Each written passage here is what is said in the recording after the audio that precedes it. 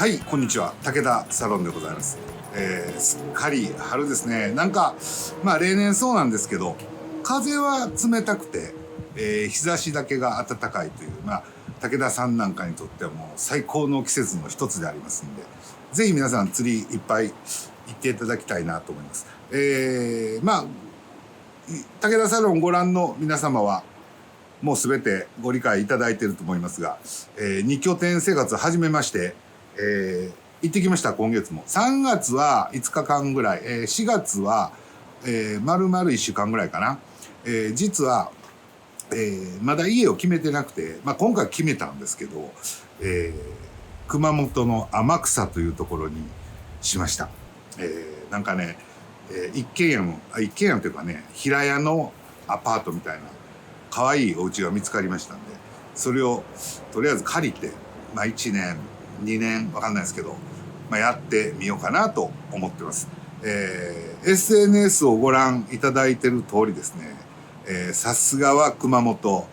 見事にスズキも釣れ、楽しかったです。今回は大名張さんのロケもねちょっと大分の方であったので、最初は大分までサンフラワーで行って、でロケをして大分に1泊、別府に1泊をして、それから陸路、阿蘇山を抜けて移動して熊本へ入って、で天草にいたと。いいでしょう。そらええな武田さんって皆さん思われてるかもしれないんですけど、また、大阪と九州、比較とかね、最近の状況なんかちょっとずつお知らせしながら、ご報告できたらなと思ってますんで、のほほんとやりますから、ぜひ皆さんのんびり、この番組も聞いていただいたらいいかなと思います。何せ熊本なんていうと、古い方はね、昔雑誌でね、シーバスパーティー、本当のシーバスパーティー、全日本、シーバスパーティーっていうのがいろいろやってまして、一番西は熊本だったんですけど、山本釣り具センターさんが主催でね、主催というか窓口でね、その頃僕らも20歳代でガンガンでしたけど、それは驚くべきスズキばっかり釣れるんです。すごいな九州みたいな記憶があって、でその流れもあって、九州全般ね魚いいみたいなイメージあるんですけど、ただここへ来て、皆さんお住まいの地域いろいろあると思いますけど、諸問題はどこも同じです。釣り場が荒れてる、人が増えた、釣り場がやっぱり少なくなってる、昔に比べれば釣れないみたいなことはあるんですが、そんな中でもね、より、熊本とはいえもっともっと田舎へ行くとね、まだまだ多少遊べるとこがあったりして、今回も、ロケはロケでね、地元の方にもいろいろ聞きながら、もう今大変なんですよ、ロケも。勝手に山行ってね、釣り金とかあったりしますから、地方行くとどこが釣り金なんかようわからん時があるんですよ。なので幸いね、僕もそうですし、一緒に同行するスタッフの方なんかは地元にもそれぞれ、知り合いがね、今ちょっと若め30代とかぐらいの人たくさん一生懸命釣りしてる人もいますから、そういう、友達というか知り合いづてでここ大丈夫かなとか、この辺釣れてますよみたいなことも聞きながらね、進めているようないかんせん、素晴らしく平和な環境で1週間過ごさせていただきました。で熊本もですね、ご存知の方、川がいっぱい流れてて、この後、いわゆる春のまたピークに入っていくんです。この城のパターンみたいなのでね。で僕は1日は天草でスズキ釣りをして、これはアフロでおなじみダンモト君、ダンちゃんとですね連れて行ってもらって、もう一人奥田さんってね、もうこれ昭和のルアーマン、かっこいいですよ。3人でヘコヘコとウェーディングして、見事に武田さんいいスズキ80、3、4ぐらいやったと思いますけど、でっぷりした素晴らしいスズキを釣れまして、でその後2日間雨が降ったんですけど、これもじっとしててもなと思ったんで、しとしと雨の降る中、僕は今度一人で、川へね、熊本側の天草ってこう半島になってて、こっちはこう熊本なんですけど、川へ行って、しっぽり、これは見事に雨やしね、平日で誰もいなかったんですよ、たまたま。ここぐらいやろうと思って、適当にやってたんですけど、見事に、これもそこそこ70を超えてる鈴木が BKF125 で釣れまして、非常に気持ちよく、帰ってきたと。今回はね、基本、行き帰りはフェリーでと思ってます。前回福岡行ってた時は飛行機だったんですよ。向こうに車を置いて。それは悪くないんですけど、季節の釣り具とか、車は結局釣り人にとっては非常に大事なんでね、ご存知の方はご存知かと思いますが、平成の匂いがする日産 AD 版をわざわざ買いましたんで、武田さん。これがまたすこぶる乗り心地は悪いんですが、昭和平成の商用車の匂いを感じながら、釣り車としてちょっとこう行ってやろうかという、ちょっと遊び心もありつつ、楽しんでる感じです。なんかいいですよ。前も、YouTube で言ったと思いますけど、あっちこっち行くのは楽しいんですけどね、あんまり滞在期間が短いとやっぱり残念なことが多いです。天気が合わないとかね、潮が合わないとか、なぜかしらその時期だけ釣れないとかね、いろいろあるんですけど、ちょっとネチネチやってやるやないかということで、熊本にしました。幸い、天草には、知り合い、熊本とか天草にも少し知り合いがいまして、今回もいろいろ話をしたんですけど、ウッキーね、今フィッシャリーズっていう、上天草にあるマリーナで船長されてるんですけど、彼女は、奄美の出身、もうご存知だと思いますけど、武田さんなんと4、5歳ぐらいかな、ワールドマリン、世界初ディープジギング大会っていうところで、今、当時著名だった人は全員集まってたという、一番若い人で多分鈴木茂さんかな。鈴木さんね。彼がまだ多分10代みたいな時、僕が20、4、5かな、3、4、5ぐらいかな。その時のスタッフが、そのウッキー、和美ちゃんだったり、その後、ご存知、誠一郎君みたいなのがどんどんね、こう、伝わっていくんですけど、その頃思い返すと、非常に笑い話しかないぐらい、楽しい時期で、ディープジギング大会、なんやねんそれっていうんで、とりあえず僕ら必死で行ったんですけど、当時のですね、10オンスのジグとかね、もう半端なかったし、糸もね、なんやろ、転売店出始めみたいなね、何ですかこれタコ糸ですかみたいな糸でね、いろいろやって、僕たまたまその時赤道ぐらいへたまたま GT2 に行ったその直後だったんで、調子乗ってたんで一人で後ろでポッパー投げてたんですよ。もうディープジギング釣れへんから。ほんならガーラ出たりしてね、なんか変な盛り上がり方したみたいな、うっすらそんな記憶があって、なかなか面白いイベントで、ワールドマリン素晴らしかったです。あんな船いきなりね、すごいなと思って。僕ら漁船に乗ってたんで、それはそれで、いい思い出になってますけど。そんなこんなでもう大方30年近く経ってるんですが、天草でそのウッキーと再会をし、彼女ももう6年天草に行って経ってますんで、いろいろ事情というかね、こんなとこ楽しいですよ、武田さんとかね、いろいろ。釣りの話はもちろん、美味しいもんとか、あと音楽の話もね、いろいろしたりして。やっぱなんていうかな、自然体で釣り好き、音楽好き、ね、グルメ好き、そういうのがいいですね。いうことない。本当自然に輪ができていくので、非常に素晴らしいです。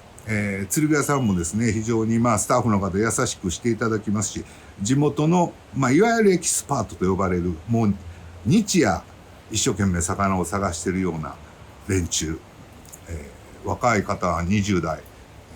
ですかね。で、30代ぐらい中心にすごく多いんですけど、そういう方とまた少しずつお会いできたらなと思ってますが、ぜひ地元の皆さん、またよろしくお願いします。こっそりやってることが多いので、小さな声で声をかけていただくと嬉しいかなと思います。よろしくお願いします。そんな感じで。なかなかね、コロナと春、夏でしょ。秋、楽しみしかないんですけど、そういうふうな、2拠点の生活。そして、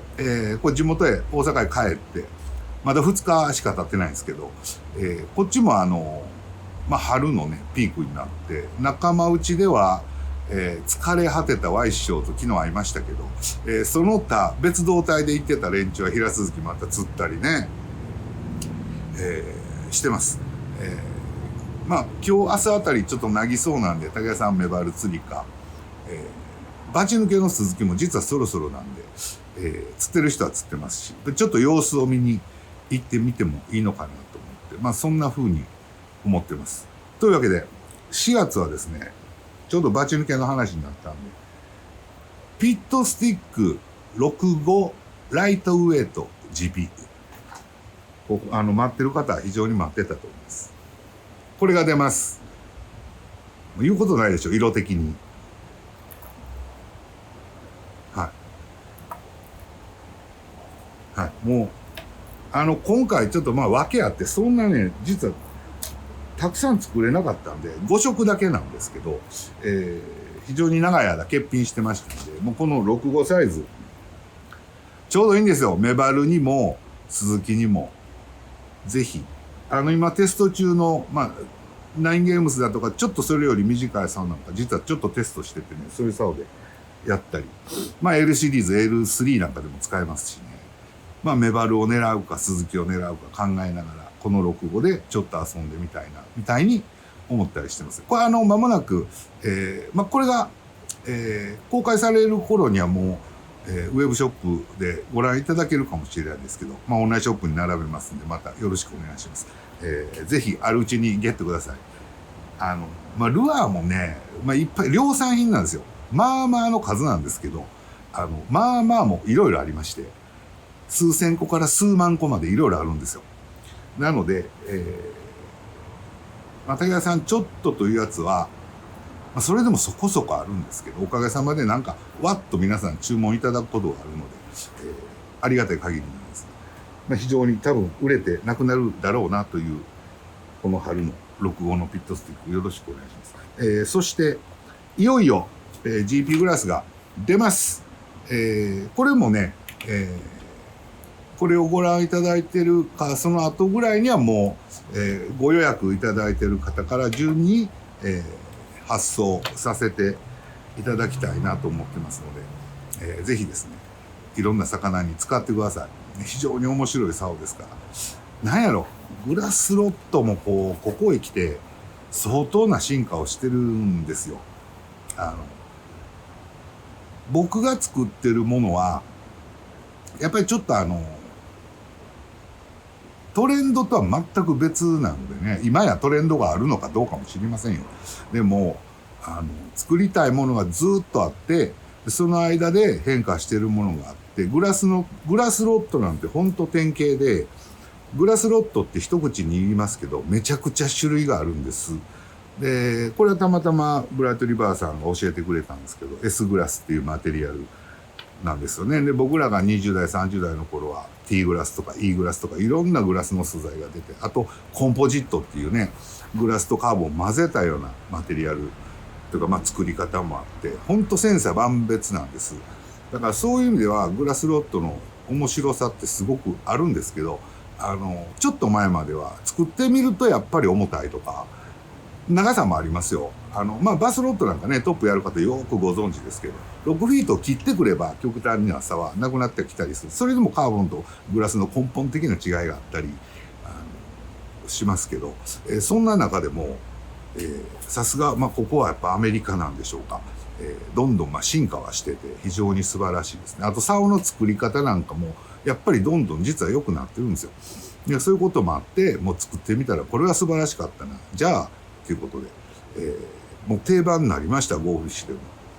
で、こう面白いことに、じゃあ今7フィートなんですけど、調子乗ってじゃあ8フィート作ろうとか、9フィート作ろうとか、やってみるんですけど、まあ大体失敗するんです、そういう場合は。は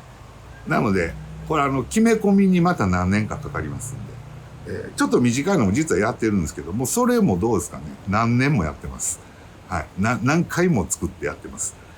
それぐらい、なんかちょっと当てもん的に差を作るっていう面白い感じがグラスロットにあるので、そういうところも僕はちょっと大好きかななんて思いながら、やってます。もちろん、今年夏前には出ますけど、10フィートのシリーズ5アイテム。おかげさまで九州行っても皆さん、高橋さん楽しみですみたいなこと言っていただけるんでめちゃくちゃありがたいんですけどね。で、その前にカモメトレールも出ますし、すごくなんか、おかげさまでね、カモメトレールなんて本当に使いやすいっていうことで皆さん、ご好評いただいてまして、僕としては本当に嬉しい限りです。なんか単なるパックロットではないんですよ。普段使える竿がパックロットになったっていう解釈でぜひ捉えていただけたらいいんですけど、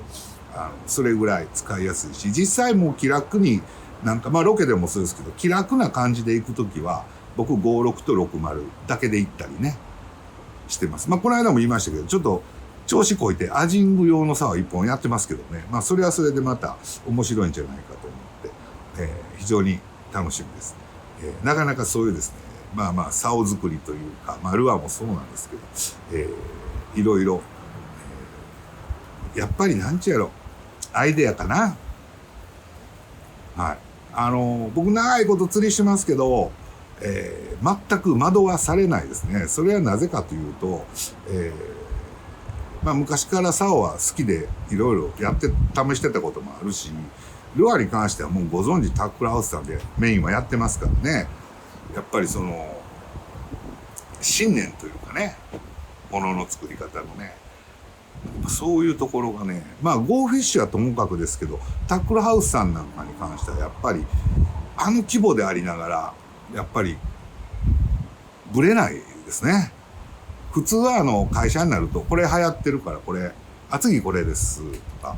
まあ大体そんな、まあ、大手になればなるほどやって、それはそれで大変やなと思ってね、なんか気ぃついたらどうやろう、野球で言うたら外野一人で守ってるみたいな商売の仕方になってて、あれ見ててみっともないなと思うんですけど、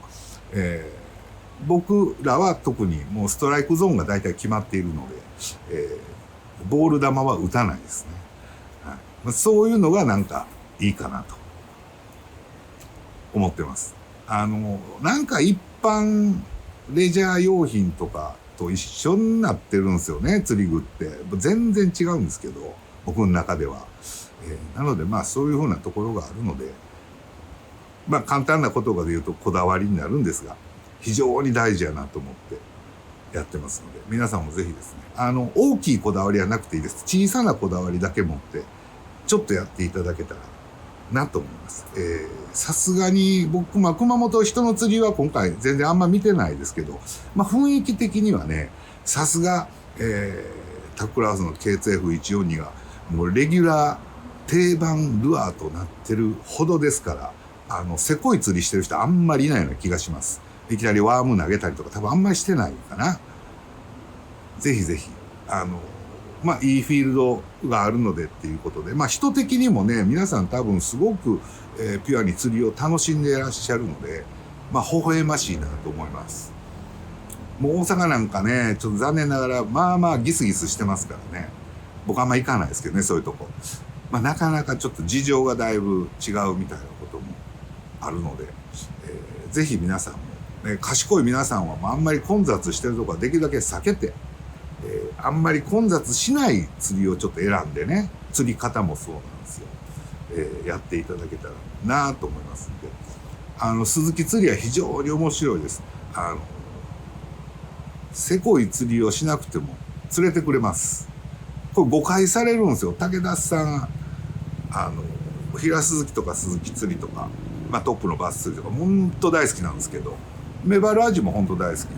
ただメバルアジに関しては、せこい釣りせな釣れへんみたいなことがあるんです。まあそれはすなわちワームとジグヘッドだったりね、するんですけど、鈴木に関しては、今特にいいと思うんですよね。なんか時代がまたすごくこう、さっき言いましたけど、トレンドがないっていうんで、非常に自分の、こ選び方みたいなので、これは、Y 師匠にも武田さんそれ難しいねって言われたんですけど、僕は今回ね、例えばいろんな川なりサーフなりいろんなフィールドがあってウェーディングするなりいろいろあるんですけど、物理的にすごい飛距離がいるような場所、物理的にちょっと小させなほんまに食えへんとかあるんですよ、状況的に。それ以外に関しては本当に自由になんか選んでほしいし、僕いつも言ってるんですけど、この後に及んで改めて言うと何なんですが、当番ルアーほど釣れるんです。変な言い方ですけど、なんかね、こう飛距離優先時代みたいなのがもう10年ぐらい経つけどプラグにもあって、気ぃ付いたらなんか鉄の棒みたいなの出てたりね届きゃ釣れるんやろみたいな世界あるんですけど、ちょっとまたそこは違ってて、狙って通して釣るっていうね、本来の遊び方っていうのかな、そういう意味では、今回1週間行った九州なんかでは非常にそういう遊び方ができました。具体的に言うと、例えばターコルハウスのルアー皆さんお使いいただいてると思うんですけど、ブルーオーシャン、これ35年前にプラスチック化されて世界初の重心移動、マグネット式重心移動のシステムを、備えたブルーオーシャン、関西では K 点、地方でもね呼ばれてる。これがもう、今上は175から下は75まで、メインはだいたい14115、90この辺りですけど、それがあって、でその後いわゆる、ゴーフィッシュでも大人気です TKLM に代表されるチューンド K 点、これワンアンドオンリーっていうコンセプトで作られているチューンド K 点、もうこれも非常にアイテムが増えてですね、ゴーフィッシュでいうと TKLM24G でしょ、 TKRP90SW ね、そのあたり、全部そうなんですけど、チューンド K 点、ブルーオーシャンチューンド K 点で、その後セカンドジェネレーション K2 と呼ばれる K 点のセカンドジェネレーションのシリーズ、これももうかなりのアイテムが出てまして、やっぱりそれぞれ特に地方でのんびり釣りをしてると今回も本当感じましたけど、それぞれの特性がやっぱりすごくあって、例えば風が吹いて投げないといけないって場合はもちろん K2 ね、で非常にちょっと複雑、なんか水面からちょっとだけ沈んだら釣れるなとか、もうちょっとこういう動きがいいななんて時はチューンドでも穏やかで、これはもう地合いきた釣れるななんて時は普通にブルーオーシャン、これは K2 やなと思っているようなポイントでも飛距離は落ちますけど普通にブルーオーシャン投げるとやっぱり動きが違ってそれが良かったりみたいなこともちょっとあるんで、すごいいいな。もう皆さんお手元でお持ちかと思いますが、ブルーオーシャンの125、これを先日リリースさせていただきまして、これも随分前からやりたかったんですけど全然タイミングがなくて、3フック仕様は基本的にニョメさん嫌がるとこがあってこれ面白いですね。作り手としてはね2フックなんですけど、いろんな事情もあって、125ミリの3フックの仕様、もう僕より下ちょっと下世代の人には一番、魚を釣ってる、いわゆるシャロー系のスリムミノーなんですけど、それの本当元祖です。いろんな事情があってね、いろんなルアーも実はこのブルーオーシャンの125がベースになってるみたいな話もあったりするんですよ。詳しくは言わないですけどね。でそういうのがあって、今使うとこの間ブログにもちょっと書きましたけど、当時のブルーオーシャンってね、磯とかサーフとか、川もそうですけどわっさーっと使うことが多かったんですけど、使い込めば使い込むほど、細かい使い方をする人もいて、僕らもそういう口だったんですけど、これがなんと今や、今のタックル P ラインのね、今の針にがついたブルーオーシャンの各シリーズっていうのもぜひねじっくり使ってほしいんですよ。もう驚きのポテンシャルが秘められてて、具体的には125なんかはね、風がない状態で、今回も、リバー&サーフプラッキング 90S を使いましたけど、 P が 1.25 かな、普通に投げて、最初パイロットルアー的にシャーッと巻いてきて、で次は着水後にティップを上げてゆっくり引くともうほんとねリップレスのようにね水面直下をよたよたよたよた泳いだりねで流れがこう出だすとね時折ソフトジャークっていうんですか僕ようやるんですよ軽くね、そういう使い方をしてこれもう来るなっていう時にドンってやっぱり来ますから最高やなと思いましたね。だからそういうちょっと経典系の再認識できた部分なんかも今回あって非常に良かったと、そういう風な感じになりましたね。なんか話せば話すほどちょっと奥は深いなやっぱり何なんでしょうね。非常に楽しいですから皆さんぜひしばらく使ってなかったルアーご自分のもんでもねそれから昔からちょっと気になってたけど使ってないなみたいなこととかね、もうこれは絶対こうやと自分で決め込んでる以外のもの、そういうのもねぜひ選んで使ってみていただけたらいいなと思います。竿を一つ変えるだけで激変しますし、その辺がまた魚釣りのいいとこっていうんですか。僕はいつも、鈴木がやっぱりいいなと思うのはそのあたりに非常に対応してくれます。なぜかというと、魚体が大きくすこぶる美しく見事なファイトをするけども、引きがしつこくない。これは何よりですね。ランディングしやすいですね。やっぱなんかそういう釣り人側の、遊び心にちょっと応えてくれるというか、青もんなんかもガッツきますからね。食うだけみたいな。それはもう全部魚そうなんですけど、なんかこうちょっと違ったり。で、メバルをプラッキングでやるときなんかもなんかそういうね、ちょっとしたバスなんかでいう遊び心とは違う海だけの遊び心みたいなのがあって、非常にいいなと思ってますんで、もちろん今、全国的にシーバスもビッグベイトがブームなんで、そういうので遊んでいただいてるうちは僕もいいなと思ってますけど、最終的にはやっぱりこれやな、みたいなとこで、そういうスタンダードなスタイルっていうのかな。これ釣り人の勝手ですけど、釣り人にも優しく、魚にもできるだけ、優しく遊ばしていただけるような仕組みというか、釣り方というか、そういうものは、どんどん目指してやっていきたいなと思ってますので、皆さんぜひいい塩梅でね、僕の釣り、僕の釣り直接見ることはあんまり少ないとは思うんですけど、写真とかね、文面とかからいろいろ読み解いていただいて、こんな感じで遊んでんねんな、武田さんは。みたいなことで、なんか納得していただきたいなと思ってます。なんかやりがいありますよ。なんか今回、話ではないけど、20代、30代の子たちにも、単なる世代ではない、なんかやっぱりスタイル的なことなんかは分かっててほしいなと思いますね。だからこういう風になってるんやよとか、